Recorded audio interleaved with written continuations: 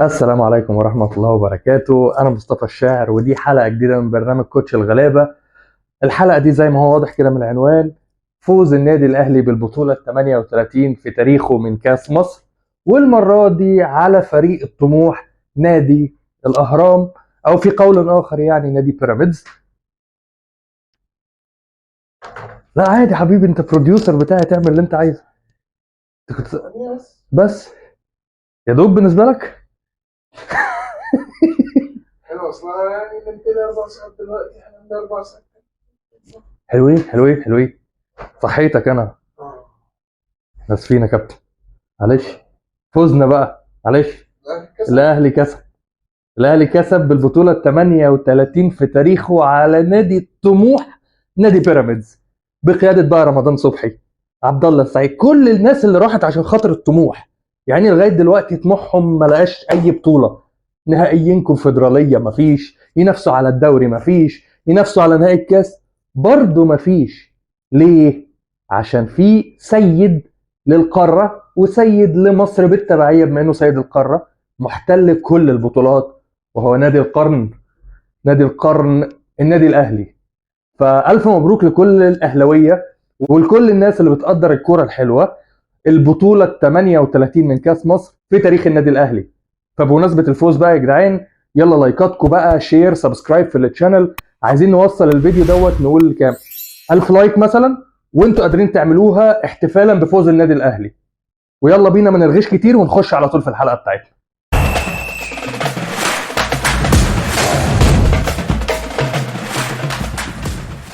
الاهلي يعلنها صريحه لكل الناس اللي كانت بتشكك فيه: انا موجود. زي ما قدرت اكسب الهلال واتاهل للدور الثمانيه في بطوله افريقيا، اي نعم كانت بصعوبه، انا قادر افوز بكاس مصر عشان انا الوحيد اللي في مصر اللي بلعب كوره. النادي الاهلي بيفوز على مليارات بيراميدز بعد بقى التقارير والبيانات، ونسحب الاستثمار بتاعنا من الكره المصريه. اصل احنا مش قادرين نواظب مع الكره المصريه عشان مفيش عداله. احنا عايزين نص تذاكر الاستاد عشان احنا جماهيرنا تحضر. انا الحمد لله ما شفتش 10 تنفار في الاستاد بيشجعوا بيراميدز على بعض. ولو شفت بصراحه جماهير في الاستاد بتشجع بيراميدز، فاكيد دي مش جماهير لنادي بيراميدز. يعني مين كان بيشجع الاسيوطي يا جماعه قبل كده؟ يعني هل ناشئين الاسيوطي كبروا وبقوا بيشجعوه دلوقتي؟ اعتقد مفيش يعني. فالاهلي بحضور بس 10000 من مشجعينه جوه الاستاد كان مزلزل الارض.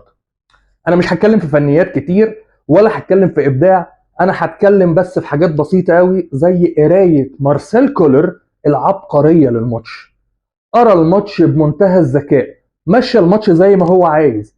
وفي خطأ حصل بدخول الهدف في مرمانا ويسأل عنه الدفاع بالكامل، غلطة وعادي بتحصل يا جماعة. بس الأهلي في خلال دقيقتين بعد الهدف ده تدارك الأمر، وأبو الكهارب، أبو الكهارب بيجيب جون الأول وجون التعادل بعد أسيست من ياسر إبراهيم عشان يقدر يحقق المعادلة الصعبة في وقت قليل، إن الأهلي ما يبقاش متأخر. لان لو الجون ده كان اتاخر اكتر من كده بصراحه كنا هنبتدي نقلق، عشان ساعتها كان هيبقى في فرصه للمجاملات اللي احنا شايفينها بتحصل من بدري، بسبب ان بيراميدز خايفين يسحب استثماراته من الكره المصريه. وانا بصراحه مش فاهم ايه استثماراته في الكره المصريه. هو كل اللي بيعمله بيشتري نجوم الفرق من فرقهم وبيسيب الفرق فاضيه، ولما بيراميدز يعمل ده يبقى اسمه استثمار.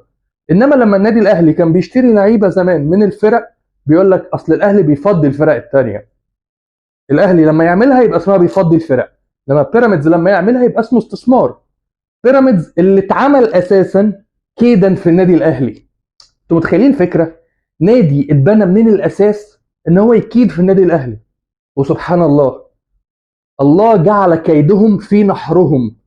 الاهلي ما بيتكدش. الاهلي هيعلم عليك انت وابو ثلاثه.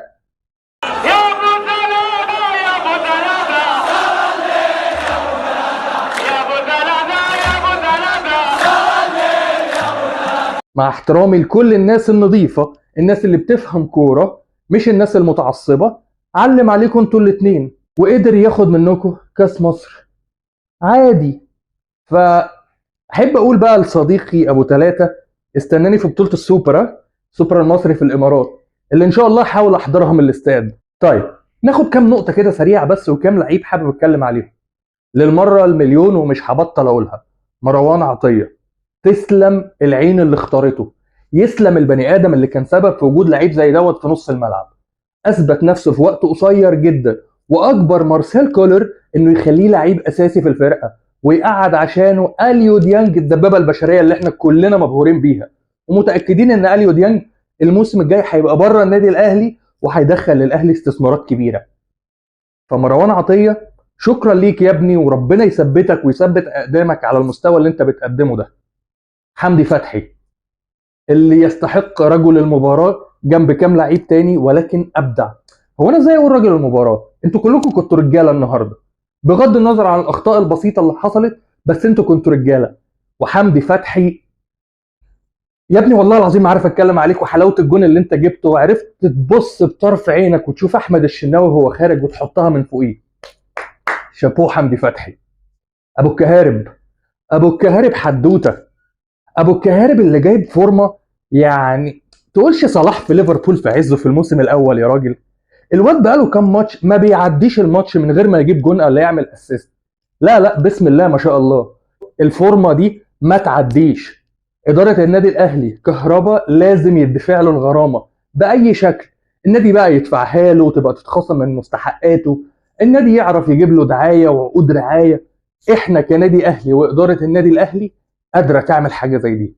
كهربا ما ينفعش يقعد تاني، وده مش هيخلينا نغفل ان احنا برضو ما زلنا محتاجين مهاجم سوبر، مهاجم بجد. عندنا محمد شريف، عندنا شادي حسين، وعندنا كهربا. بس خلينا فاكرين ان في الاساس كهربا مش مهاجم صريح، كهربا وينج ليفت في الاصل. فانت متخيل لو انت عندك مهاجم سوبر بيلعب راس حربة، على شماله كهربا وعلى يمينهم بيرسي تاو او حسين الشحات، يا راجل بقى حدث ولا حرج. مشاكل الاجنحه عندنا هتكون انتهت تماما، وهيكون عندنا المهاجم اللي بيخلص. فشكرا كهربا، ربنا يحفظك يا ابني ويحافظ عليك من الاصابات ومن الناس اللي عايزه توقعك بكل الطرق. شكرا حمدي فتحي، شكرا جدا مروان عطيه، شكرا مارسيل كولر وكل رجاله النادي الاهلي. حاجه اخيره بس اللي نكدت عليا في فرحه الماتش، يعني تصرف بجد عشوائي قوي. محمد عبد المنعم، ايه الطرد المتخلف اللي انت عملته ده؟ يعني انت بتدي الواد بالبنيه، احنا في خناقه يا اسطى، ما كرة في عاديه، ما فيش احتكاك، ما فيش اي داعي للي انت بتعمله ده. بجد تصرف طفولي، تصرف طفولي جدا، ما ينفعش يطلع من لعيب بقيمتك وبقيمه النادي الاهلي. يعني الموقف زي ده لو لعيب استفزك في ماتش الرجاء مثلا في المغرب، هتديله بالبنيه وتطرد ونبقى خسرناك في ماتش الرجاء، ولو اتاهلنا خسرناك الماتش اللي بعده. التصرفات اللي زي دي ما تنفعش، النادي الاهلي ما يقبلش بحاجه زي دي. وانا اتوقع وبنسبه كبيره ان هيقع عليه عقوبه من النادي الاهلي ومن اداره النادي الاهلي، لان اللي انت عملته يا محمد عبد المنعم هو تصرف غير مقبول على الاطلاق. عبد المنعم، انت واحد من افضل المدافعين في الكره المصريه، ان لم تكن افضل مدافع في الدوري المصري حاليا. فما ينفعش اللي انت بتعمله. انت مدافع مصر الاول جنب احمد حجازي، ومعاكم محمود حمدي الونش، ومعاكم كمان اسامه جلال، بس انت الاساسي انت وحجازي. فالتصرف اللي انت عملته ده يا منعم مش مقبول تماما. وحاجه زي دي لو اتكررت منك اعتقد ان مكانك جوه النادي الاهلي مش هيبقى موجود. فاي تصرفات غلط النادي الاهلي وادارته، لان احنا نادي مبادئ بجد، ما بنقبلهاش. زي كده مع عبد القادر، غلط وطلع اعتذر وبرضه اتوقعت عليه العقوبه وكان بره قائمه المباراه النهارده. والنادي الاهلي كان في امس الحاجه لجناح يكون قاعد على الدكه، النادي الاهلي ما كانش عنده اجنحه قاعده على الدكه. بس احنا كاهلي بنلعب بمن حضر، الاهلي بمن حضر، والاهلي فوق الجميع. الجمله اللي بتضايق ناس كتير قوي، بس عشان انتوا مع الاسف مش فاهمين اصل الجمله، وهو الاهلي فوق الجميع من ابنائه. وكده كده الاهلي فوق الجميع الصراحه، يعني ابنائه او غير ابنائه، يعني احنا رقم واحد في افريقيا وفي مصر وفي تصنيفات عالميه، احنا ناس جامده قوي. فشكرا لرجاله النادي الاهلي مره تانية، شكرا لاداره كابتن محمود الخطيب، شكرا للهدوء. اداره كابتن محمود الخطيب بقى واداره النادي الاهلي عامله لنا روعه في اليد وفي السله وفي الطايره. حدث ولا حرج بقى. الاهلي السنه دي جاي يكش. ايه يكش دي؟ جاي يقول الاهلي السنه دي جاي يقش وهيكوش على كل البطولات.